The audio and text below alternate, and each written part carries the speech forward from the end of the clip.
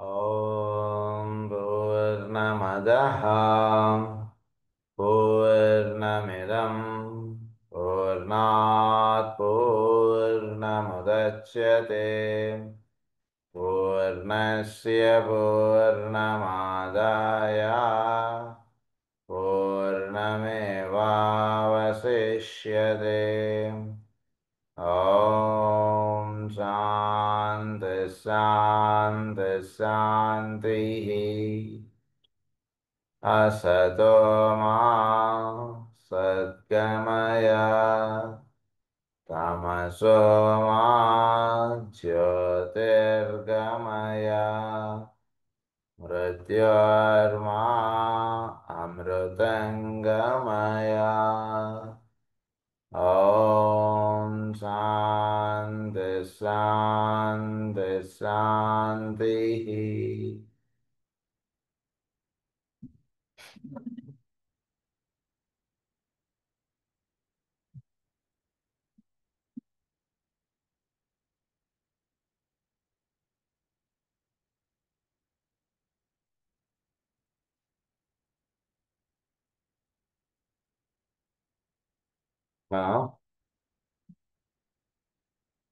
Esoteric healing లో ఈ point మనం చదువుకుంటున్నాం. గాల్ బ్లాడర్ గురించి కొన్ని విషయాలు, ముఖ్యమైనటువంటి విషయాలు మనకి బయట మెడికల్ సైన్స్ లో దొరకవు. ఈ పాయింట్ ఇది చదువుకుంటారు. ఎమోషనల్ కాజెస్ ఆఫ్ డిసీజ్ అన్నటువంటి విషయంలో ఇక్కడ ఎక్స్ప్లెయిన్ చేశారు మనకి. ఆ పాయింట్ ఒకసారి నేను చదువుకున్నది మళ్ళీ చదువుకొని ముందుకు వెళ్దాం. The emotional causes of disease and the mental attitudes which produce physical discomfort are at this particular time those which are the most prevalent. Emotional causes అనేటువంటి మెయిన్గా డిసీజెస్ రావడానికి కారణంగా ఉన్నాయి. When they are persisted in over a long period of time and are carried over from life to life, they cause the more violent aspects of the conditions referred to above, and from them serious and destructive diseases can emerge, necessitating, for instance, the removal of gallbladder or those operations incident in the appearance of chronic gastric ulcers. అందుగురించి gall bladder ఏముందంటే అది vestigial ఆర్గాన్గా పరిగణిస్తారు చాలామంది. కానీ ఆ gall bladder తీసేయడం వలన chronic gastric ulcers అనేటువంటివి వస్తాయి అని చెప్పి మనకి జాల్పుల్ గారు చెప్తున్నారు. సో గాల్ బ్లాడర్ ఎఫెక్ట్ అవ్వడానికి కారణం ఏమిటి? వాడికి ఎన్నో సంవత్సరాలుగా వాడు మెంటల్ యాటిట్యూడ్ అనేటువంటిది ప్రాబ్లంగా రన్ అవుతున్నది. ఎమోషనల్ నేచర్ వాడిది సరిగా లేదు. అందుగురించి వాడి గాల్ బ్లాడర్ ఎఫెక్ట్ అయింది. అందుగురించి గాల్ బ్లాడర్ ఎఫెక్ట్ అయిందంటే వాడి యొక్క ఎమోషనల్ కాజెస్ని జాగ్రత్తగా చూడండి. వాడి యొక్క భావములు వాడు ఎలా ఉన్నాయి, ఏంటి, వాడి డిజైర్ ప్లేన్ ఎలా ఉంది ఏంటి అనేది చూసుకోండి. అదే దాని గురించి నేను మనం చదువుకున్న పాయింట్స్ అన్ని కూడా. సో వాడి యొక్క గాల్ బ్లాడర్ ఎఫెక్ట్ అవుతుంది. గాల్ బ్లాడర్ తీసేస్తే వాడికి క్రానిక్ గ్యాస్ట్రిక్ అల్సర్స్ వస్తాయి. అందు గురించి తొందరపడి గాల్ బ్లాడర్ తీసేయడం అనేటువంటి ఆపరేషన్కి ఒప్పుకోకండి. Other diseases grow from a constant pandering to the desired nature through sexual diseases. Though sexual diseases come under another category, it can be seen from the above both how desirable it is that the true healer should combine in himself not only the measure of esoteric knowledge, but until he is an initiate, something of psychology, something of the work of a magnetic healer. So వాడు esoteric నాలెడ్జ్తో పాటు something of psychology, కొంత psychology అంటున్నది కొంచెం చక్కగా చదువుకొని ఉండాలి. Something of the work of a magnetic healer, ఒక మ్యాగ్నెటిక్ హీలర్ అనేటువంటి వాడు ఎలా పనిచేస్తాడు ఏంటి. And also be a trained medical man or surgeon. వాడు ఒక మెడికల్ మ్యాన్, ఒక సర్జన్ లేదా ఒక సర్జన్ అయినా అయితే కనుక అప్పుడు ఏది అవసరమో దానికి ఆపరేషన్ చేస్తాడు, దేనికి అవసరం లేదు దానికి ఆపరేషన్ చేయడు వాడు. ఇవన్నీ కూడా చక్కగా తెలుసుకుని ఉండాలి. సో ఇక్కడ దాకా నేను చదువుకున్నాను, దాని further continuation. Much of the healing now done is worse than useless. So ఇప్పటిదాకా మనం హీలింగ్ అని బయట ఏవైతే చెప్పుకుంటున్నామో అది వర్స్ దాన్ యూజ్లెస్, అంటే దానివల్ల ఉపయోగం లేదనే మాత్రమే కాదండి, దానివల్ల కండిషన్ ఇంకా దిగజారిపోతుంది. జాగ్రత్తగా తెలుసుకోవాలి మన విషయం. మనం హీలింగ్ చేస్తామని చెప్పి కూర్చోబెట్టి వాడికి కండిషన్ మందు ఇస్తానని కూర్చోబెట్టి వాడికి జబ్బు ఇంకా ముదిరిపోయేటట్టుగా చేయకూడదు కదా. వైద్యం చేస్తే జాగ్రత్త చేయాలి. చెప్తే వాడికి జబ్బు ముదిరిపోయి అది కాదు సార్, నేను కరెక్ట్గా కేసీడీ తీసుకున్నా, కరెక్ట్గానే మందు ఇచ్చాను కదా, ఎందుకు వాడికి జబ్బు తగ్గకుండా ఏదో పెరిగిపోయింది, ఏదో అప్పుడు హాస్పిటల్కి వెళ్ళిపోవాల్సి వచ్చింది వాడంటే, మనం ఇచ్చేటువంటి వైద్యం అలా చేస్తాం. మనం గురించి పేషెంట్ని హ్యాండిల్ చేసేటప్పుడు చాలా జాగ్రత్తగా హ్యాండిల్ చేయాలి, చాలా కరెక్ట్గా హ్యాండిల్ చేయగలగాలి. So above mention conditions are lacking. అదే సో వీడు వర్స్ చేసేస్తున్నాడు. వీడు మెడిటేషన్ అనేటువంటి హీలింగ్ అనేటువంటి పేరు చెప్పేసి now done is worse than useless అన్నారు. Because the three above mention conditions are lacking must doctors. అది అబవ్ త్రీ కండిషన్స్ వాడు వదిలేసి ఊరినే నీకు ఏదో స్టమక్ పెయిన్ ఉందా, అయితే ఇదేదో ఈ చెయ్యి ఇలా పెట్టుకుని కూర్చో, లేదా ఇలా బ్రీదింగ్ చేయి, నీకు కడుపులో నొప్పి తగ్గిపోతుంది. అదేంటి అసలు కడుపులో నొప్పి ఎందుకు వచ్చింది వాడికి? What is the cause of stomach pain? అది అటువైపు దృష్టి వెళ్ళట్లేదు మనకి. వాడు కడుపులో నొప్పి అన్నాడు, కడుపులో నొప్పి తగ్గించానా లేదా, ఇంతవరకు దృష్టి వెళుతుంది మెడికల్ సైన్స్, ఈ హీలర్స్ అని బోర్డు పెట్టుకుంటున్నటువంటి వాళ్ళకి. సో అందు గురించి వాటిలో జాగ్రత్తలు తీసుకోండి అంటున్నారు. Much doctors, especially those who are called general practitioners, are good psychologists, and they have also a sound knowledge of symptoms and of anatomy and of curative measures, which are usually lacking in the average metaphysical healer. So metaphysical హీలర్గా ఉన్నటువంటి వాడికన్నా ఒక general ప్రాక్టీషనర్లో కొంచెం వాడి బుర్ర ఎక్కువగా మంచిగా పనిచేస్తుంది అంటున్నారు.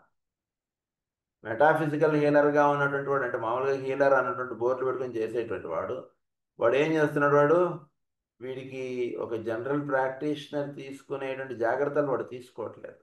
అంటే ఎందుకు ఇది వచ్చింది అన్నటువంటి జనరల్ ప్రాక్టీషనర్ చక్కగా అవగాహన చేసుకోగలుగుతున్నాడు, కానీ ఒక మెటాఫిజికల్ హీలర్గా ఉన్నటువంటి వాడు అది అవగాహన చేసుకోకుండా వాడు పనిచేస్తున్నాడు. సో ఒక జనరల్ ప్రాక్టీషనర్కి వాడికి అనాటమీ ఫిజియాలజీ ఇవన్నీ తెలుసు కాబట్టి ఈ కారణాల చేత వాడికి జబ్బు వచ్చింది, వాటిని సెట్ చేసుకోవాలంటే ఇవి అన్నటువంటిది వాడు చెప్పేస్తున్నాడు. సో ఉదాహరణకు మోకాళ్ళ నొప్పులు వచ్చాయి, ఏదో 60 ఏళ్ళు 60 ఏళ్ళు వచ్చినప్పుడు మోకాళ్ళ నొప్పులు వచ్చాయంటే మేబీ కాల్షియం లెవెల్స్ తగ్గిపోయి ఉంటాయి వాళ్ళు. సో అందు గురించి ఆస్టియోపోరోసిస్ కండిషన్లోకి వెళ్తుంది. ఆస్టియోపోరోసిస్ కండిషన్కి వెళ్లకుండా ఉండాలంటే మనం కాల్షియం టాబ్లెట్స్, కాల్షియం రీప్లేస్మెంట్ అవ్వాలి, లేదా వాడితో క్యాలిక్యులేట్ చేసుకుని వాడితో మందులు ఇస్తాడు. వీడు హీలర్ అన్న బోర్డు పెట్టుకున్నాడు, బహుశా వీడైనటువంటి ఇదంతా మాకు తెలీదు అన్నటువంటిదిగా వాడేదో కాళ్ళ నొప్పులు తగ్గిపోవడానికి వాడేదో హీలింగ్ టెక్నిక్స్ వాడు చెప్పచ్చు, దానివల్ల నొప్పులు తగ్గచ్చు. బట్ ఇంటర్నల్గా వాడికి కాల్షియం రీప్లేస్ అవ్వకుండా వాడికి నొప్పులు తగ్గాయి అనుకోండి, ఏమైపోతుంది, వాడికి ఎముకలు ఇంకా దెబ్బతినిపోతాయి భవిష్యత్తులో. అది ఇక్కడ అలా ఉదాహరణకి అలా ఉంటుంటుంది అనమాట.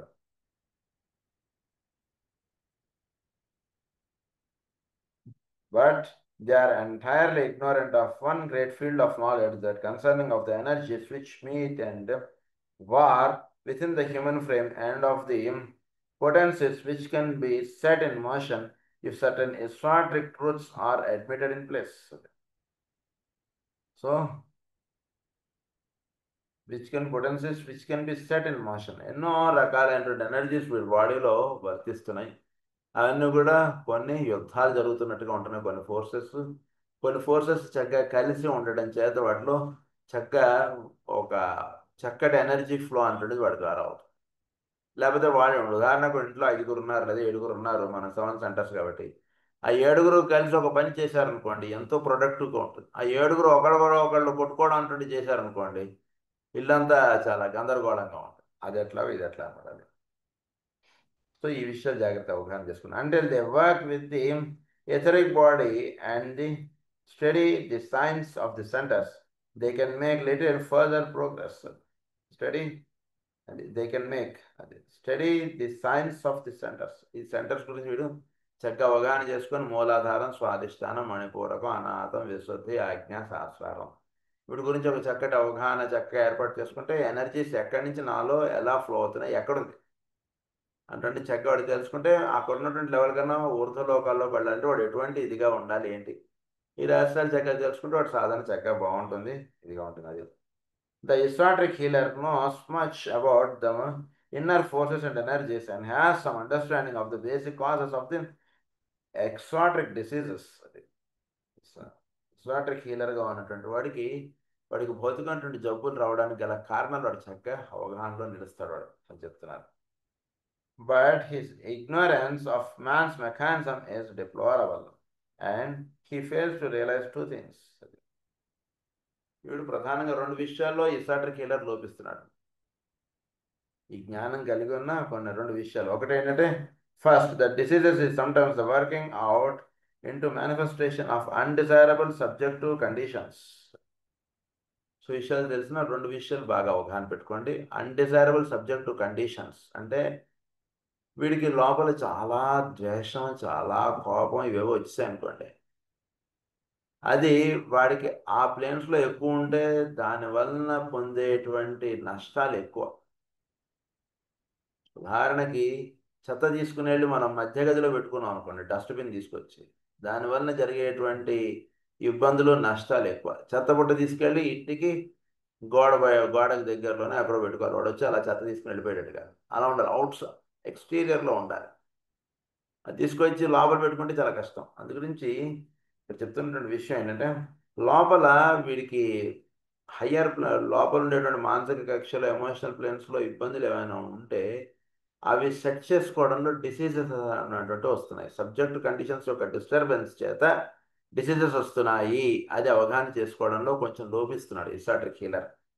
సో జాగ్రత్తగా తెలుసుకోండి. Subjective conditions, these when externalized and brought to the surface of the human body can then be known, dealt with and eliminated. అవి చక్కగా హ్యూమన్ బాడీ మీదకి తెచ్చేస్తే వాడికి ఆ భావం, మనం కూడా హోమియోలో కూడా మనం చెప్పుకుంటాం కదా, వాడికి ఇదో పెద్ద జబ్బు వచ్చి వాడు చనిపోతాడు అన్నటువంటిది ఇదిగా ఉందనుకోండి, వాడికి వెంటనే జబ్బు ఏం చేస్తుంది, వాడికి ఉన్నటువంటి వైటాలిటీ అది తీసుకెళ్ళి మెంటల్ ప్లేన్లో పెట్టేస్తారు.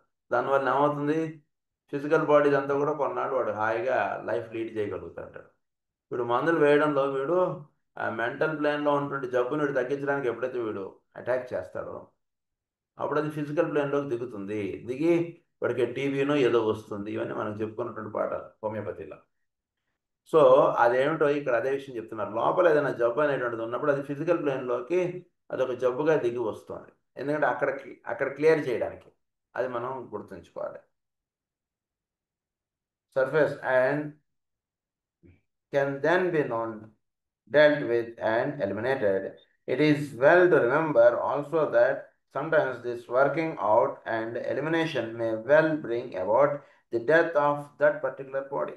ఒకసారి ఎలిమినేషన్ ప్రాసెస్లో వాడికి అవసరమైతే death of that particular body, అంటే ఆ దేహం అనేటువంటిది వదిలేయవలసి వస్తే వదిలేస్తారు. ఎందుకంటే సోల్గా వీడు ఎలివేట్ అవ్వాలి. బాగా గుర్తుపెట్టుకోండి. సోల్గా ఎలివేట్ అవ్వడానికి అవసరమైతే దేహం పోతే పోనీయండి, సోల్గా వీడు ఎలివేట్ అవ్వడం అంటున్నది అవసరం. ఎందుకంటే ఈ భావాలు ఇలా మళ్ళా దేహంలోకి వెళ్ళాయి అనుకోండి, దానివల్ల ఏమైపోతుంది, మళ్ళీ వాడికి దేహం దాల్చినప్పుడు మళ్ళీ ఇవే భావాలతో వాడు అలా కొట్టుకుంటూ కొట్టుకుంటూ కొట్టుకుంటూ అలా వాడేవో జన్మలు ఇన్ని జరిగేదానికన్నా ఆ భావాలన్నీ పోయేటువంటి జబ్బు ఒకటి ఏదో ఒంటి మీద వచ్చేసరికి ఆ జబ్బు అనేటువంటిది వెళ్ళిపోయేటప్పటికల్లా వాడికి ఆ భావాలు అనేటువంటి పోతాయి. ఒకసారి ఆ జబ్బు వెళ్ళిపోవడంలో దేహం కూడా పోతే పోవచ్చు. కంగారు పడకండి. చాలా సూక్ష్మమైనటువంటి విషయం, భయపడకండి విషయాలు అక్కడ. Death of that particular body, but the soul goes on. One short life counts for very little in the long cycle of the soul. ఒక చిన్న అవుట్ ఆఫ్, అంటే మనకి చాలా వినడానికి అది చాలా భయంగా ఉంటుంది మనకి, బట్ దిస్ ఇస్ ఫ్యాక్ట్స్. అది తెలుసుకోవాలి. ఫ్యాక్ట్స్ మనం చక్కగా అంగీకరించి దాన్ని స్వాగతించడం అంటున్నది అవసరం. సో ఒక సోల్ జర్నీలో ఒక లైఫ్ అంటున్నది పోతే పోనీయండి, ఏం దానివల్ల పెద్ద ఇది కాదు. సోల్గా వీడు ముందుకి చక్కగా భవిష్యత్తులో రాబోయేటువంటి జన్మ చాలా బాగుంది, చక్కగా ఉంటుంది. సో దానికి సంబంధించినటువంటి జబ్బు ఏదో వచ్చేసింది ఒంటి మీద, ఆ జబ్బుతో అవసరమైతే ప్రాణం పోవచ్చు. ప్రాణం పోయినంత మాత్రం అయ్యో మనిషి చనిపోయాడే అలా పెట్టుకోకండి కొంచెం దయచేసి. అంటే ఫారం ఆస్పెక్ట్ అన్నటువంటిది మనం కొంచెం ఎలివేట్ అవ్వాలి చక్కగా. సో బియాండ్ ఫారంగా వర్తించగలగడం, చక్కగా ఆస్ట్రల్ ప్లేన్స్, హయ్యర్ ప్లేన్స్లో వర్తించగలగడం, ఇవి చేస్తుంటే ఏమవుతుందంటే wheel understand the beauty of human life.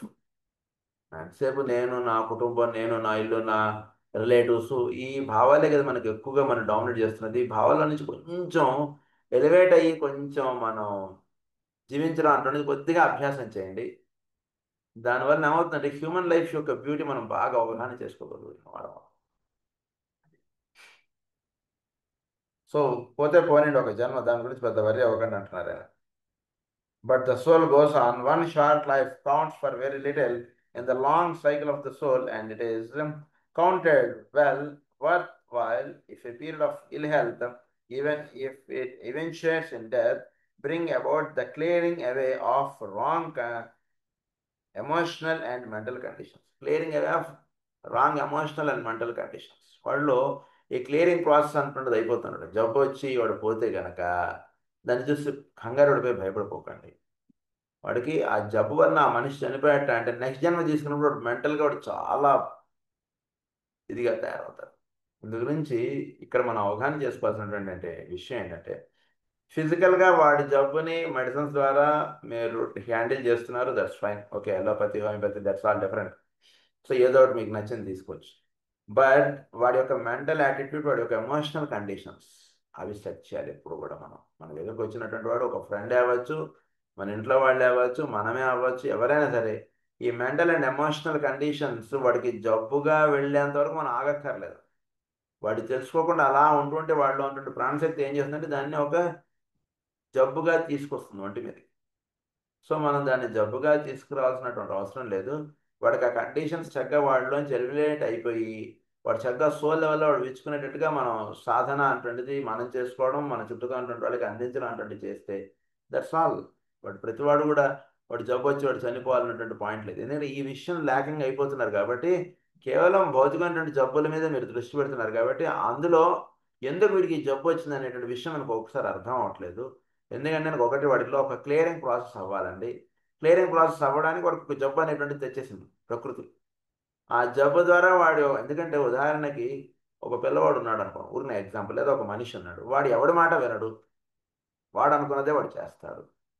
అలాంటి వాడికి ఏదో ఒక జబ్బు అనేటువంటిది వచ్చేసి ఆ జబ్బు దగ్గరకు వాడు ఎలా అవ్వాలంటే వాడు చక్కగా నేను అనుకున్నదే కరెక్ట్ కాదు, ఇతరులు అనుకున్నది కూడా కరెక్ట్, వాళ్ళ భావాలకు కూడా నేను రెస్పెక్ట్ ఇవ్వాలి అనేటువంటి విషయం ఎవడు చెప్పినా వాడికి ఎక్కేది కాదు. ఒక డిసీజ్ అంటుండేది ప్రకృతి మాత వాడికి వచ్చేటట్టు చేసేవాడికి వాడు ఇతరుల మాటలను కూడా గౌరవించడం అటువంటి స్థితికి వాడు వెళ్ళాడు. అది కావాలి కదా మరి. అది రాకుండా వాడు ఎన్నాళ్ళు జీవించినా ఏంటి ఉపయోగం? సో ఆ ప్రాసెస్లో వాడికి జబ్బు అనేటువంటిది వస్తుంది. ఈ విషయం మర్చిపోకండి హీలర్స్గా ఉండేటువంటి వాడికి. This is first point.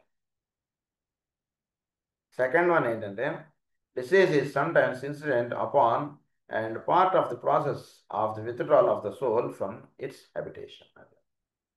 Soul అనేటువంటిది అది వాటి చుట్టూతో ఉండేటువంటి కండిషన్స్లో నుంచి విత్డ్రా అవ్వడానికి డెత్ అనేటువంటిది వస్తుంటుంది. సో ఈ కండిషన్స్లో సోల్ అనేటువంటిది నిలిచిపోయి ఉండిపోవడం అటువంటి స్థితిలో నుంచి అది విత్డ్రా అవ్వడం అటువంటి కండిషన్కి వెళ్ళడం అటువంటి దాంట్లో డెత్ అనేటువంటిది వస్తుంది.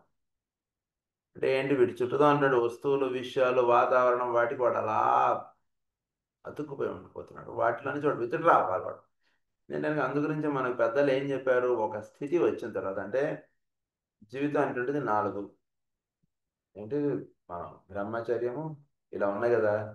సో ఈ సన్యాసాశ్రమం అంటాం. వీటికి వచ్చేటప్పటికి వీడు ఏమైపోతాడంటే మానవుడు వీడు ఒక ఇంట్లో ఉండడం, ఒక ఊరిలో ఉండడం అటువంటిది ఇవ్వలేదు పెద్దలు వాడికి. సో బ్రహ్మచర్యం, సంసారం తర్వాత వచ్చినటువంటి మిగిలిన 2 స్టేజెస్లో వాడు ఒకరోజు ఒక చోట ఉంటే ఇంకో రోజు ఇంకో చోట వెళ్ళిపోతుంటాడు. ఎందుకంటే ఇవేవి కూడా వీడిని బంధించకూడదు. ఇవన్నిటిలోంచి వీడు ఎలివేట్ అయిపోయి అలా ఉండగలదు. జీవితానికి ఏది కావాలో ఆ సాధన కలిగి ఉండాలంటే చెప్పినటువంటి పెద్ద విషయం. అందురించి ఇక్కడ ఏం చెప్తున్నారంటే వీడు ఫిజికల్ ప్లేన్లో వీడు సోల్ అనేటువంటిది అటాచ్ అయిపోయి బాగా ఇదే మనది అంటే భావంలో నుంచి ఎలివేట్ అవ్వడానికి డెత్ అనేటువంటిది వస్తుంది. ఈ డెత్ అనేటువంటిది 2గా రావచ్చు. ఒకసారి సడన్గా విడిపోవచ్చు, ఒకసారి it takes very long period of time. And ఆ లాంగ్ పీరియడ్ ఆఫ్ టైం వాడు ఏదో జబ్బుతో బాధపడుతున్నట్టుగా వచ్చి ఆ భౌతికమైనటువంటి విషయాల్లో నుంచి వీడు అంటే ఈ ఇల్లు నాది, ఇది నాది అనేటువంటి భావాలుగా వాడుకున్నప్పుడు వాడికి ఏదో జబ్బు ఏదో వస్తుంది, కాలు నొప్పో లేదా కాళ్ళు ఫ్రాక్చర్ అవడం ఏదో జరిగింది అనుకోండి ఉదాహరణకి. వాళ్ళ ఇంట్లో వాళ్ళు వీడి యొక్క ప్రమేయం లేకుండా వీడి డబ్బులు, వీడి యొక్క వస్తువులు ఇది ఏదైతే నామనుకుంటున్నా అవన్నీ వాడు వాడు. సో వీటి నుంచి ఇది నాది కాదనేటువంటి భావం వాడికి రావాలి కదా. ఎప్పుడు వస్తుంది వాడికి? అది టీచ్ చేయాలి నేచర్. అందు గురించి ఆ ఎలివేట్ అవ్వడంలో డెత్ అనేటువంటిది వస్తుంది. ఇది గుర్తుపెట్టుకోండి.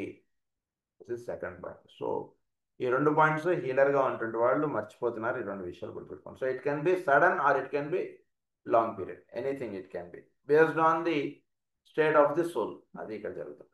ఇది గుర్తుపెట్టుకోండి. 2 points. there is not sufficient knowledge yet among healers to enable them to heal, to deal with wisdom in these matters.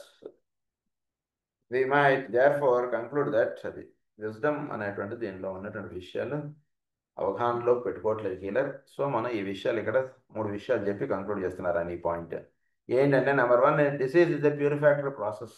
Disease అనేటువంటిది ఏంటి? It's a purificatory process. Purification అనేటువంటి దానికి జబ్బు అనేటువంటిది వస్తుంది. జబ్బు గురించి ఎప్పుడు భయపడిపోకండి, ఎప్పుడు వణికిపోకండి. ఆ జబ్బుకి ఎలా హ్యాండిల్ చేయాలి అనేక రకాల ఇవి ఎక్స్ప్లెయిన్ చేస్తున్నారు మనకు, జాగ్రత్త అవగాహన చేసుకోండి. Disease is ప్యూరిఫాక్టరీ. ప్యూరిఫికేషన్ అంటే తీసుకురావడానికి జబ్బు అనేటువంటిది వస్తుంది, అది తెలుసుకోండి ఫస్ట్. సో బ్యాక్టీరియా అంటున్నది అక్కడ చేరితే ఏం చేస్తుంది? It is purifying the place. ఎందుకంటే బ్యాక్టీరియా అక్కడ రాలేదనుకోండి, మనకి ఏమైపోతాడంటే ఆ జబ్బుతోటి వాడు ఆ ఆర్గాన్ అంతా కూడా తినేస్తున్నది. సో అక్కడ ఉన్నటువంటి చెడునంతా తీసేయడానికి బ్యాక్టీరియా అంటున్నది వస్తుంది అనేటువంటిది మాస్టర్ గారు ఈ మనకి సీనియర్ ఫిలాసఫీ క్లాసెస్లో ఆయన చెప్పారు మనకి.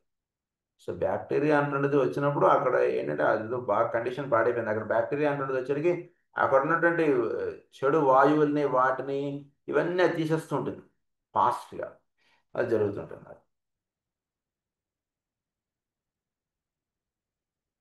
So purification process carried out in order to produce a purer expression, life, aroma, influence, and soul usefulness. So దానివల్ల ఏమవుతుంది? In order to produce A purer expression. వాళ్ళలో జబ్బు వచ్చి తగ్గడానికి వాడికి ఒక ఎక్స్ప్రెషన్లో, వాడి ఎక్స్ప్రెషన్లో చాలా మార్పు తీసుకొస్తుంది. వాడి యొక్క లైఫ్ ఆస్పెక్ట్లో చాలా మార్పు అనేటువంటిది తీసుకొస్తున్నారు. అందు గురించి జబ్బు వచ్చింది. కానీ జబ్బు వీడికి ఇచ్చేస్తే ఆయన ఏదో సాధించాలన్నటువంటిది ఏముంటుంది పరమాత్మకి. అందుకని జాగ్రత్తగా అవగాహన చేసుకోండి. A purer expression, life, aroma, influence and soul usefulness.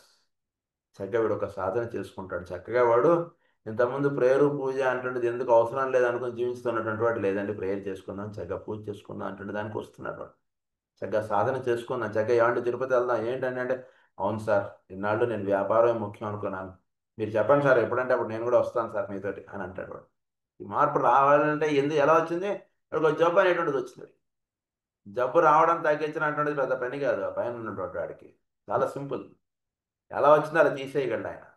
కానీ దానిలో వలన ఒక ప్యూరిఫాక్టరీ ప్రాసెస్ అంటున్నది వీళ్ళు జరగడానికి అది పెడతాడు అంతే. అలా ఆ తగ్గాడు వెంటనే ఎప్పుడు పోదామో తిరుమల అంటున్నది వీడు తయారై అది చాలు అంతే. So that is first point, purificatory process. Number 2 is disease can be a gradual and slow process of dying and of thus releasing the soul. Disease ఎందుకు వస్తుంది? Gradual and slow process of dying to release the soul. Soul అనేటువంటిది అక్కడ ఉండిపోయినటువంటిది release అవ్వడానికి death అనేటువంటిది వస్తుంది, disease అనేటువంటిది. A cure then will not be possible, though palliative and ameliorative measures are needed and should uh, most certainly be used. వాడికి cure అనేటువంటిది possible కాదు. Only palliative and వాడికి ఉపశమనం కలిగించేటువంటి వైద్యం మాత్రమే కొన్ని కండిషన్స్లో పాసిబుల్. ఎందుకంటే soul wants to leave and wants to get away from that. అది slow process of dying and of thus releasing the soul అందు గురించి ఏర్పడుతుంటుంది. The length of the life can be prolonged but a permanent and final cure is out of the question. Length of the life can be prolonged. Incurable disease వచ్చాయి, length of the life can be prolonged. వాడు సంవత్సరమే బతుకుతాడని చెప్పారు, అలా కాదండి పలానా doctor గారి దగ్గర వైద్యం చేయించండి వాడికి కొంత ఉపశమనం వస్తుంది అంటే, వాడు సంవత్సరం బతికి వదిలి 2 ఏళ్ళు 4 ఏళ్ళు ఏదో చక్కగా చూపించుతాడు. పిల్ల పెళ్లి చేయాలి, వీడు ఇలా అయిపోయాడు. అప్పుడు చక్కగా ఇప్పుడు ఉదాహరణ వాడు వైద్యం చేయించాడు, చక్కగా పిల్ల పెళ్లి చేశాడు, చక్కగా ఇది చేశాడు, చక్కగా నెమ్మది ఏదో మళ్ళీ ఆ జబ్బు తీవ్రమై వాడు చనిపోవడం జరుగుతుంది. ఇలాంటివి ఇలా ఏర్పడుతుంటుంది ఒక్కొక్కసారి. So length of the life can be prolonged. This the average mental healer fails it to realize. So ఇది fails to realize. ఈ విషయం జాగ్రత్తగా అవగాహన చేసుకోండి.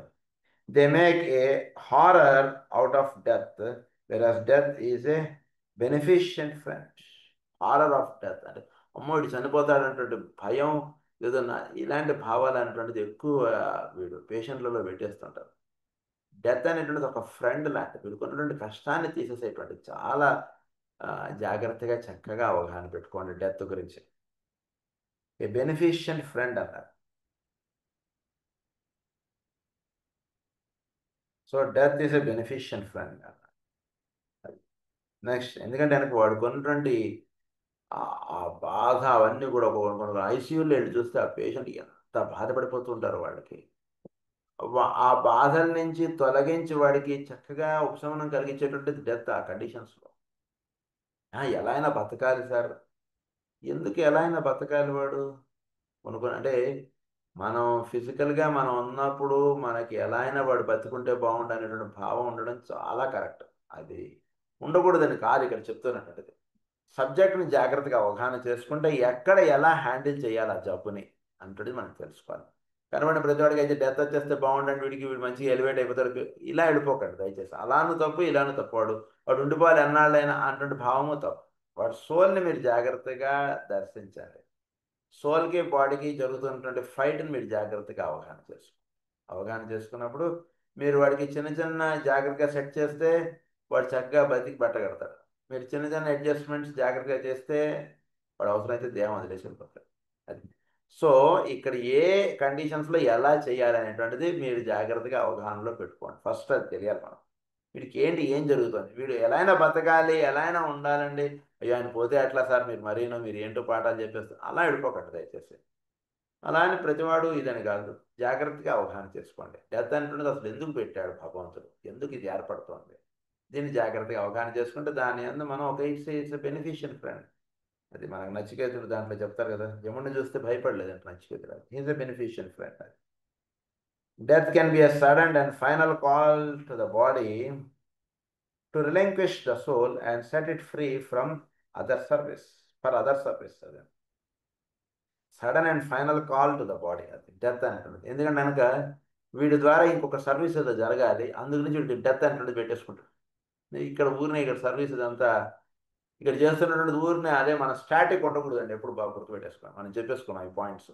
సో స్టాటిక్ అలానే ఉంటున్నటువంటి వాడికి డెత్ అనేటువంటిది వచ్చేస్తుంది. సో ఎందుకంటే నాకు వీడి సర్వీసెస్ వేరే చోట చాలా అవసరం, అక్కడ సర్వీస్ బాగా చేసుకుంటాడు వీడు, ఇక్కడే ఇలా ఉండిపోవడం కన్నా, అందుగురించి డెత్ అనేటువంటిది వస్తుంటాడు. ఇది ఒక point. In all these cases, everything possible should be done from the standpoint of modern medical and surgical science and the elite sciences of which there are today so many. Much too can be done from the angle of mental and spiritual healing. So దీంట్లో చక్కగా ఒక డాక్టర్గా ఉన్నటువంటి వాడు ఏది ఎక్కడ ఎలా చేయాలంటే స్టాండ్ పాయింట్ ఆఫ్ మోడర్న్, అది from the stand point everything possible should be done. In all these cases everything possible should be done. అక్కడ ఏది పాసిబిలిటీస్ ఉన్నాయో అవన్నీ చెయ్యాలి మనం. అదైతే మనం వీడు ఏదో కొట్టుమిట్టాడుతున్నప్పుడు చక్కగా మందేసి వాడు నిలబడడానికి ప్రయత్నం చేయండి. అలా ఎక్కడ ఏ పాసిబిలిటీ ఉందో దానికి ఇదవ్వండి. వాడు చనిపోయాడే అంటే బాధపడిపోకండి. వాడు చనిపోవడం అంటే ఎందుకు జరిగింది అంటే కనుక వాంట్స్ టు, వాడు చాలా ఇప్పుడు చెప్పారు 3 పాయింట్స్ చెప్పారు, ఆ 3 పాయింట్స్లో ఏదో ఒక రీజన్ ఉండొచ్చు వాడు చనిపోవడానికి. అది much too can be done from the angle of mental and spiritual healing, aided by the science of psychology. Someday, there must be a cooperation on these various fields and of synthesizing of their efforts. So ఈ spiritual హీలింగ్లో కూడా ఇందులో తెలుసుకోవడం అంటే జరుగుతుంది. భవిష్యత్తులో master గారు lessons on హోమియోపతిలో కూడా రాస్తారు కదా, భవిష్యత్తులో అన్ని సైన్సెస్ కలిపి సింథసిస్ అంటుండేదిగా ఒక వైద్య శాస్త్రం అంటుండేది రూపొందింపడాలి. అందులో first chapter Ayurveda, second chapter homeopathy, ఇలా చదువుకోవాలని ఇవన్నీ ఆయన చెప్పి ఉన్నారు. కాబట్టి ఆ రకమైనటువంటి రోజు వస్తుంది భవిష్యత్తులో అని జాల్కుల్ గారు చెప్తున్నారు ఇక్కడ. I have earlier pointed out that the astral body is the prime motivating factor in the lives of the majority. This is caused by the fact that the astral body అంటున్నది ప్రధానంగా మోటివేటింగ్ ఫ్యాక్టర్గా, అంటే మనకి ఇవన్నీ రావడానికి ప్రధానంగా astral బాడీలో ఏర్పడినటువంటి disturbances. కాబట్టి దాని గురించి కొన్ని పాయింట్స్ చెప్తున్నారు ఇక్కడ, అవి ఏంటో చూద్దాం. First point about astral body. It is the body in which the bulk of human beings are today centering their consciousness. అది బల్క్ ఆఫ్ హ్యూమన్ బీయింగ్స్ అంటే most of the people are living in astral body. Astral బాడీయే ప్రధానంగా జీవితం అంటున్నది గడుపుతున్నారు. మొత్తం మానవ జాతిలో 335 మంది. అది ఒకటి విషయం గుర్తుపెట్టు. That is first point.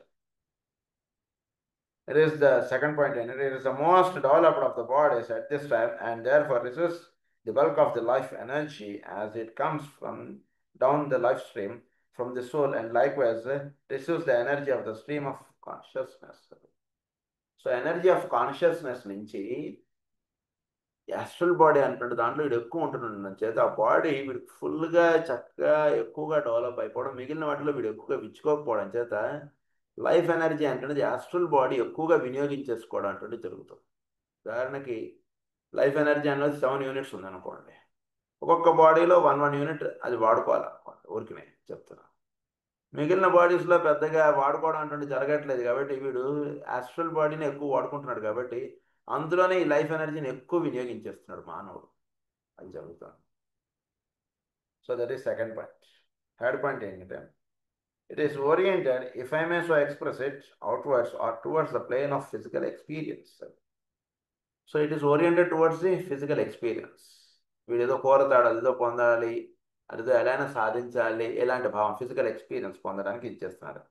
That orientation shifts at times and temporary in the case of the aspirant turns inwards. కొంత ఆస్పిరెంట్స్లో వీళ్ళలో ఇది ఆస్ట్రల్ ప్లేన్ అనేటువంటిది మామూలు వాళ్ళలో ఎక్స్టీరియర్కి వెళ్తుంది, వీళ్ళలో ఆస్పిరెంట్గా ఉంటుంటే ఇంటీరియర్కి వెళ్తుంది ఆ ఎనర్జీస్. అది చెప్తున్నారు ఇక్కడ. Just as the centres in man the lotuses of life. అది మనలో లోటసెస్ ఆఫ్ లైఫ్, మనలో పద్మములు ఉన్నాయి. మామూలు వాటిలో పద్మములు ఎలా ఉంటాయి? అధోగా తిరిగి ఉంటాయి, ఇలా కిందకు ఉంటాయి పద్మం. సాధన అనేటువంటిది చక్కగా చేసుకున్నటువంటి వాటిలో మనం మరిగా ఈ పద్మములన్నీ కూడా ఊర్ధముఖంగా తిప్పుకోబడతాయి. అంతకుముందు పువ్వు దళములు కిందకి, దాని యొక్క కాడ పైకిగా ఉంటుంది. సాధన చక్కగా చేసుకున్నటువంటి వాళ్ళు దళములన్నీ కూడా ఇలా పైకి ఇలా తిరిగి అవన్నీ కూడా చక్కగా విచ్చుకొని ఉన్నట్టుగా తయారవుతాయి. ఇది ఇది జరుగుతుంటుంది ప్రతి వాళ్ళలోనూ. సో అన్డెవలప్డ్ను చక్కగా ఒక డెవలప్డ్కి మధ్యలో ఇది జరుగుతుంటుంది. సో ఈ జరగడంలో ఈ ఒక ఇనిషియేట్ లెవెల్లో వెళ్ళిన వాడికి అన్నీ కూడా పద్మములు చక్కగా విచ్చుకొని ఉంటాయి, చక్కగా ఊర్ధముగా ఉంటాయి. ఈ పద్మములన్నిటితోటి మనం ఏమని చెప్తారంటే ఈ పద్మములన్నీ కూడా చక్కగా పార్వతీదేవి మాలగా కట్టి అది శివుడి మెడలో వేస్తుందిట. అంటే ఏంటి, పార్వతీదేవి అంటే కుండలిని. కుండలిని శక్తి చక్కగా ఊర్ధముఖంగా వెళుతున్నట్టు సాధన కలిగి ఉన్నటువంటి పార్వతీదేవి ఆవిడ ఏం చేస్తారు, చాలా తపస్సు చేశారట. ఇవన్నీ మన కథలుగా చెప్పినప్పుడు అలా చెప్తాం. ఇక్కడ చెప్పినప్పుడు ఏమని చెప్తున్నారు, పద్మములుగా ఉంటుంది, ఆ పద్మములన్నీ కూడా ఊర్ధముఖంగా అవుతాయి. అన్డెవలప్డ్గా ఉంటుంటే వాడికి అధోముఖంగా ఉంటాయి. చక్కగా ఇనిషియేట్ లెవెల్లో ఉంటుంటే వాడికి ఊర్ధముఖంగా అవుతాయి. సాధన చేసుకుంటున్నటువంటి వాటిలో కొంచెం ఈ కింద ఉన్నది పైకి తిరగడం, వీటిలో ఒక డిస్టర్బెన్స్ కండిషన్ వాడు ఒక్కొక్కసారి ఎంజాయ్ గమనిస్తుంటాడు. దాన్ని ఏమన్నారంటే క్యావస్ అన్నారు దాన్ని. అది ఏ టెంపరీ క్యావస్ అన్నారు. సో ఇలాంటి కొంచెం వాడి సాధన అనే దాంట్లో వీడికి కొంచెం ఇబ్బందులుగా వాడు ఫీల్ అవుతారు. ఇవన్నీ పూర్తిగా ఎప్పుడైతే ఊర్ధముఖంగా అయిపోతుందో అప్పుడు కండిషన్స్ సెట్ అవుతాయి. ఇది second point about astral body. That is third point. So fourth point ఏమని చెప్తున్నారంటే the astral body of man being the latest to develop and the etheric being the first to in order, the physical and the etheric being the first two in order of time, is still the most alive and potent. It reached its acme of development in late Atlantean days, and its potency is still great, constituting the mass potential. So astral body అంటున్నది being the latest to develop, అంటే మిగిలిన first physical next etheric body రెండింటి తర్వాత astral body అంటున్నది వీడికి develop అవ్వడం అంటున్నది జరుగుతుంది ఎక్కువగా. సో ఈ డెవలప్ అవ్వడంలో it reached its acme of development in late Atlantic. ఇది పరిపూర్ణంగా అంటే ఇది విచ్చుకొని ఆస్ట్రల్ బాడీ డెవలప్ అవడం అంటున్నది ప్రధానంగా జరిగినటువంటిది అట్లాంటిక్ టైమ్స్. అప్పుడే దీని యొక్క డెవలప్మెంట్ అంటున్నది. అంటే ఒక యానిమల్ నేచర్లో ఆస్ట్రల్ బాడీ అంటున్నది ఎక్కువగా డెవలప్ అవ్వడం అంటున్నది జరుగుతుంది. వాడి యొక్క అంటే యానిమల్ నేచర్ ఎలా ఉంటుంది, అది అది బేసిక్గా అది ఆస్ట్రల్ ప్లేన్ అంటే అలా ఉండడం. సో అది ఎక్కువగా డెవలప్ అయి ఉండడం అంటున్నది అట్లాంటిక్ టైమ్స్లో ఎక్కువ జరిగింది. So constituting the mass potency, the mass emphasis and the mass polarization. ఎక్కువగా ఇక్కడ మాస్ పోలరైజేషన్ అంటే 10 మంది 10 జంతువులు ఏది చేస్తుంది, ఈ జంతువు అది చేస్తుంది. అది ఈ జంతువు భిన్నంగా వర్తించడం అంటే తెలియదు. 10 జంతువులు ఏది చేస్తాయి, మాస్ పోలరైజేషన్ అంటే వాటి యొక్క ప్రభావం దీని మీద ఎక్కువగా ఉంటుంది. అలా ఆయన కొట్టండి రావడం అంటే 10 మంది లేస్తారు వాడు, అరే వాడిని ఎందుకు కొడుతున్నాను రా, వాడు మనకి ఎంత మంచి చేశాడు రా, ఇప్పుడు ఏదో చిన్న తప్పు చేస్తే చేస్తుండొచ్చు, లేదా వాడిని తప్పుగా అవగాహన చేసుకుని వాళ్ళందరూ వాడి మీద ఏదో చేస్తున్నారు, ఆ భావం వీడికి రాదు అసలు. 10 మంది రాయేసేంటారు అంటే రాయేసేస్తారు, 10 మంది వద్దటి వీడు వద్దటి. వాడు ఎంత అన్యాయం చేశాడు ఎంత న్యాయం చేశాడు అటువంటిది ఇమ్మెటీరియల్. 10 మంది ఏదనుకుంటారో అది అది కర్కాటక రాశి, మాస్ కాన్షియస్నెస్. మనం అక్కడ చెప్పుకున్నప్పుడు ఆ విషయాలను అక్కడ చెప్పుకున్నాం. ఇక్కడ మాస్ పోలరైజేషన్గా ఉంటాడు, ఆస్ట్రల్ బాడీగా ఉంటుంటాడు. సో అది వీటిలో అట్లాంటి టైమ్స్లో ఎక్కువగా విచ్చుకోవడం అంటే జరగడం అంటే జరిగింది. So mass polarization, mass emphasis and mass పొటెన్సీని వీడు ఇండివిజువల్గా వీడు ఆలోచించి, నీకు బొర్ర లేదా వాడందరూ అలా చెప్తే అలా చేస్తున్నా, నీకేం తెలియదు పో అంటాడుదే అంటాడు చెప్తే, వీడు స్వతహా వీడు ఆలోచించలేడు. 10 మంది ఎలా జీవిస్తున్నారు వీడు అలానే జీవిస్తాడు. అదే అంతే, వేరుగా జీవించడం అంటాడు వీడు మాస్ ఎంఫసిస్. అది this is also augmented by energies coming from the animal kingdom, which is entirely astral in its point of attainment. So animals నుంచి కూడా ఇటువంటి భావాలు రావడానికి కారణంగా ఉంటుందండి. అందు గురించి యానిమల్ ఫుడ్ తినేటువంటి వాళ్ళలో ఇటువంటి భావాలు ఎక్కువగా ఉండే అవకాశాలు ఎక్కువగా ఉంటాయి. Astral brain. I would remind you here that the use of the word body is most misleading and unfortunate. ఇక్కడ ప్రతి చోట ఆస్ట్రల్ బాడీ అని వాడుతున్నాను, కొంచెం అది మీకు మిస్లీడింగ్గా ఉంటుంది కొంచెం. ఎందుకంటే astral body is nothing but a group of forces that are working at one unit. That is called astral body. Body అంటే మన ఫిజికల్ బాడీ అంటే దేహం, ఇలా ఉంటుంది మన భావం. ఒక ప్రదేశంలో కొన్ని గ్రూప్స్ ఆఫ్ ఫోర్సెస్ పనిచేయడం అన్నటువంటి దాన్ని ఆస్ట్రల్ బాడీ అంటున్నాం ఇక్కడ. అది కరెక్ట్గా మనం మాట్లాడుకోవాలంటే ఆ పాయింట్ ఇక్కడ చెప్తున్నాను. It produces in the consciousness the idea of a defined form and a specific shape. అది కాన్షియస్నెస్ లెవెల్లో the idea of a defined form, అంటే వీడికి మానవుడు లేదా వీడు అనగానే ఒక డిఫైన్డ్ ఫారం మనకు వస్తుంది కదా. అబ్బాయి వాడండి, మన ఉదాహరణకి మనం ఇంట్లో లేము, ఎవరైనా వచ్చి వెళ్ళాడు, మనకి బాగా తెలిసిన వాడే వచ్చి వెళ్ళాడు, మనం చెప్పేస్తాం ఇక వాడు వచ్చి వెళ్ళాడు కదా నేను అన్నట్టు మనం ఎలా చెప్పేస్తాం ఏంటంటే వాడి యొక్క మూమెంట్స్ అన్నీ మనకు తెలుసు.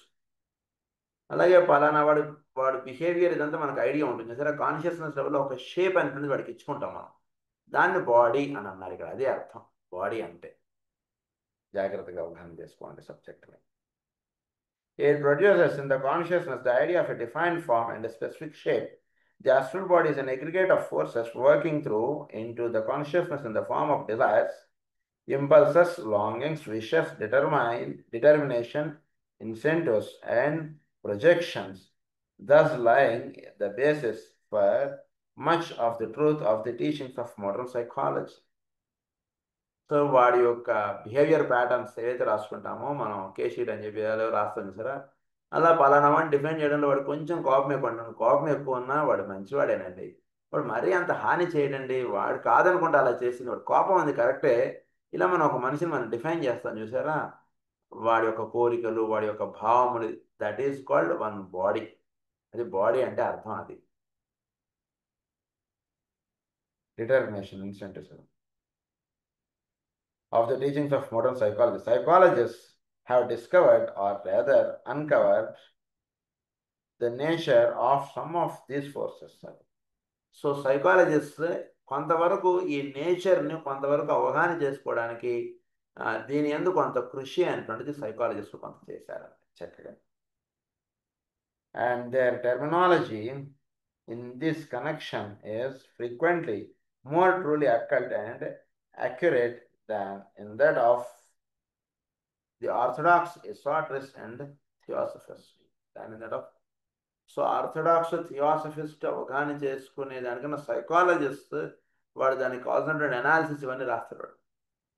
సో అలా అవగాహన చేసుకోవడం అనేటువంటిది కూడా కొంత అవసరం. ఎందుకంటే అవగాహన లేనిదే మనం సరైనటువంటి సొల్యూషన్స్ ఇవ్వలేము ఎప్పుడు కూడా. అందుకే సైకాలజిస్ట్ అవగాహన చేసుకునేటువంటి విధానం కూడా కొంతవరకు అవసరం. కేవలం ఎసాట్రిస్ట్ థియోసఫిస్ట్గా ఉండడం చేత కొంతవరకు ఉపయోగం, కానీ అంటే హయ్యర్ ఆస్పెక్ట్స్ ఇవన్నీ వీటి లింక్ చేయగలరు, దట్స్ ఫైన్. బట్ వీడికి బేసిక్గా వీడి యొక్క నేచర్ వీడి nature of thing, nature of బిహేవియర్కి చక్కగా అవగాహన చేసుకుంటే ఇంకా బెటర్ సొల్యూషన్ ఇస్తాడు. అది ఇక్కడ చెప్తున్నారు. సో సైకాలజిస్ట్ ఆ రకంగా. It may be of interest to you if I do two things. First of all give you some technical information in connection with the working through the forces from the astral plane and the physical plane, and then give you the effects of that working through as they take the form owing to man's wrong use of them, of disease and of many varying disorders to which man is prone. So వాళ్ళు వర్తింపడేటువంటి forces వాటి గురించి ఒకటి అవగాహన మీకు ఇస్తే ఆ ఫోర్సెస్ని మీరు తప్పుగా వాడితే జరిగేటువంటి పరిణామాలు ఎట్లా ఉంటాయి అంటే విషయం మీకు అవగాహన అవుతుంది. ఉదాహరణ మనకి మన ఇల్లు ఉంది, ఇంట్లో ఎలక్ట్రిసిటీ ఉంటుంది, ఇంకోటి ఏదో స్టవ్ ఉంటుంది, ఇలా అనేక రకాలైనటువంటి ఎనర్జీ ఫోర్సెస్ మన ఇంట్లో ఉన్నాయి. వాటిని తప్పుగా వాడితే ఏమవుతుంది అనేటువంటి విషయాలు డిసీజెస్. వాటిని రైట్గా వాడుకుంటే వాడు చక్కగా వాడు ఎంజాయ్ చేసినంత సంతోషం కానీ హాయి కానీ వేరే వాడు ఎంజాయ్ చేయలేదు. ఎందుకంటే ఎన్నో కంఫర్ట్స్ వచ్చేస్తున్నాయి కదా ఇప్పుడు. సో రాను రాని కంఫర్ట్స్ బాగా పెరుగుతున్నాయి. ఆ కంఫర్ట్స్ని జాగ్రత్తగా వాడుకుంటే ఎంతో బాగుంటుంది, లైఫ్ చాలా బాగుంటుంది. అసలు మోస్ట్ స్వర్గం అంటున్నది ఇక్కడే ఉందా అంటున్న భావం కూడా మనకు కలుగుతుంది ఒకసారి ఆ కంఫర్ట్స్ చూస్తే. అన్ని కంఫర్ట్స్ ఇచ్చేసాడు భగవంతుడు మనకి. సో ప్రస్తుతం ఆ కంఫర్ట్స్ అన్నీ కూడా ఇదంతా ఒక ఆస్పెక్ట్.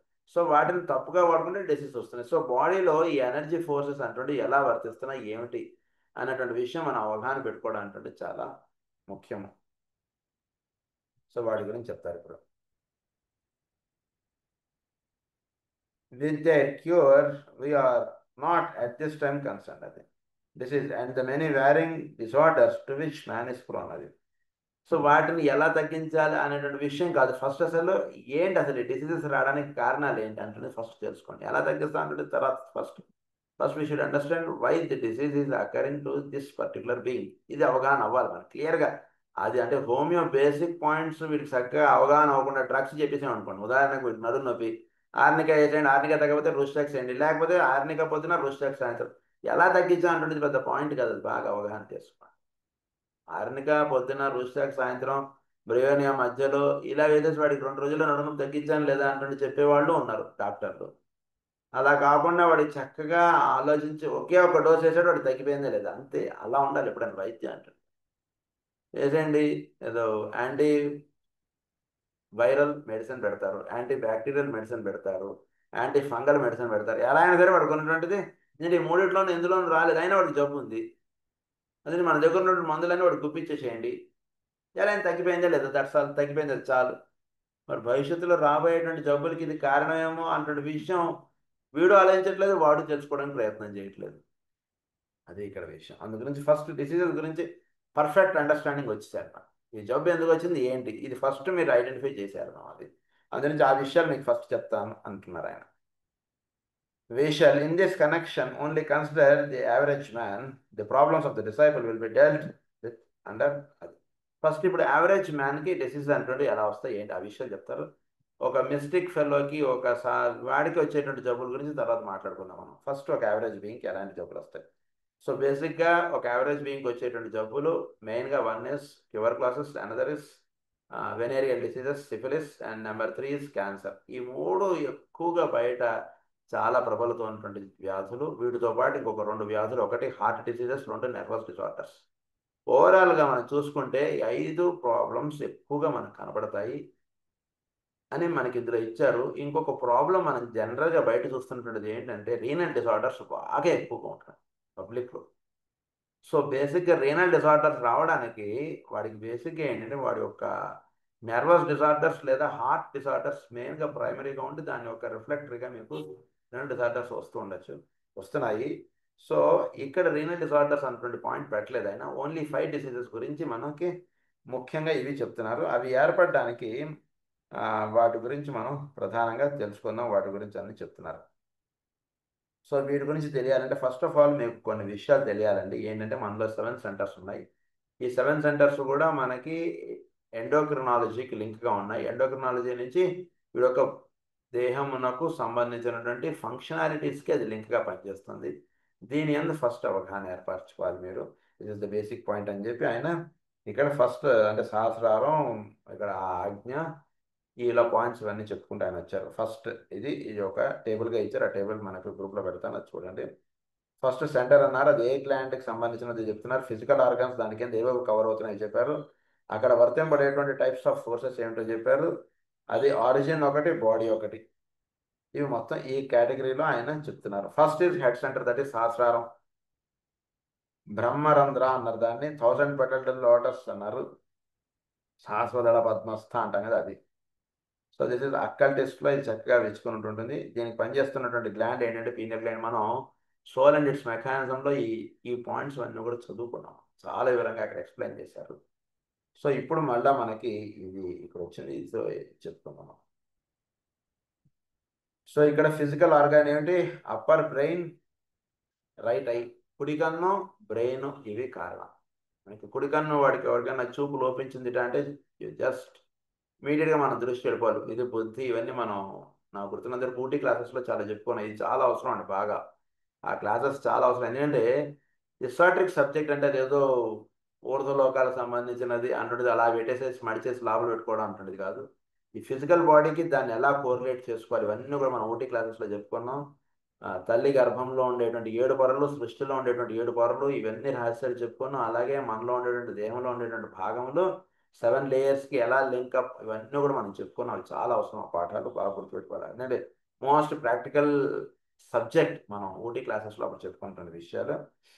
సో ఇక్కడ విషయం ఏంటంటే కుడి కన్ను ఎప్పుడైనా సరే ఎఫెక్ట్ అయిందిట అంటే మీరు తప్పకుండా వెంటనే, అంటే వాడు కట్రాక్ట్ కుడి కన్నుకైనా రావచ్చు, ఎడం కన్నుకైనా రావచ్చు, ఇలా విడిపోకండి దయచేసి. ఒక హయ్యర్ రీజన్స్ అనేటువంటివి ఉంటాయి. సో మనం హోమియోపతిక్గా వాడికి ఎలా అయితే కుడివైపు జబ్బులు వస్తే కొన్ని డ్రగ్స్ ఎలా అయితే ఆలోచిస్తాం, ఎడం వైపు వస్తే కొన్ని డ్రగ్స్ ఆలోచిస్తాం, ఎలా అయితే ఉంటుందో హిస్టారిక్గా వాడికి రైట్ ఐ ఎఫెక్ట్ అయింది అంటే దట్ మీన్స్ ఇది సహస్రారం. వాటి గురించి చక్కగా అవగాహన పెట్టేసుకుని వాడు సహస్రారం ఏదో ప్రాబ్లం వచ్చింది, అక్కడ పీనల్ గ్లాండ్లో ఇబ్బంది వచ్చింది, సహస్రారం, వీటి గురించి చక్కగా అవగాహన పెట్టేసుకోండి. సో పీనల్ గ్లాండ్, ఇది రైట్ ఐ అన్నారు. నెక్స్ట్ ఇస్ స్పిరిచువల్ విల్ అన్నారు. ఇదేంటి టైప్స్ ఆఫ్ పవర్ ఫోర్స్లో స్పిరిచువల్ విల్, సింథటిక్, డైనమిక్, తర్వాత డామినెంట్, ఇవి ఇచ్చారు. ఇవి సో స్పిరిచువల్ విల్ ఒకటి చెప్పారు మనకి ఇక్కడ. తర్వాత ఏమో మనకి డైనమిక్ అన్నారు, ఇవి చెప్పారు మనకి. సో ఇక్కడ విషయం ఏంటంటే దీని గురించి మనం నెక్స్ట్ క్లాస్లో కంటిన్యూ చేసుకుందాం అన్నది. డామినెంట్ అన్నారు. తర్వాత ఆరిజిన్ ఏమో ఆత్మ, monad, via soul, will aspect. తర్వాత ఏమో బాడీ ఏమో causal body, jewel in the lotus. ఇది మనకి సహస్రారానికి సంబంధించిన డెఫినేషన్ ఇది. సో జ్యువెల్ ఇన్ ద లోటస్కి వెళ్ళి అంటే వాడు సహస్రారం మెచ్చుకుందని అర్థం. తర్వాత థర్డ్ ఇనిషియేషన్ స్టేజ్ అన్నారు దాన్ని. తర్వాత ఏమో మనకి కాజల్ బాడీ లెవెల్కి సంబంధించినటువంటి సాధన వాడు చేసినప్పుడు వాడికి సహస్రారం పరిపూర్ణంగా మెచ్చుకోవుతుంది. సో అది బాడీ లెవెల్లో చెప్పుకున్నప్పుడు ఆరిజిన్ ఏమో ఆత్మ, monad, via soul, will aspect, ఇవన్నీ కూడా సహస్రారానికి సంబంధించినటువంటిది. తర్వాత అక్కల్టిస్ట్, ఇనిషియేటివ్, మాస్టర్, వీళ్ళందరూ కూడా సహస్రారం ఇది అన్నమాట. సో ఆఫ్టర్ థర్డ్ ఇనిషియేషన్, ఇది విషయం. దీని గురించి చాలా వివరంగా నెక్స్ట్ క్లాస్లో చెప్పుకుందాం. స్వస్తి ప్రజాభ్య పరిపాలయంతాం న్యాయేన మార్గేణ మహీం మహీషాః గో బ్రాహ్మణేభ్య శుభమస్తు నిత్యం. లోకాః సమస్తాః సుఖినో భవంతు.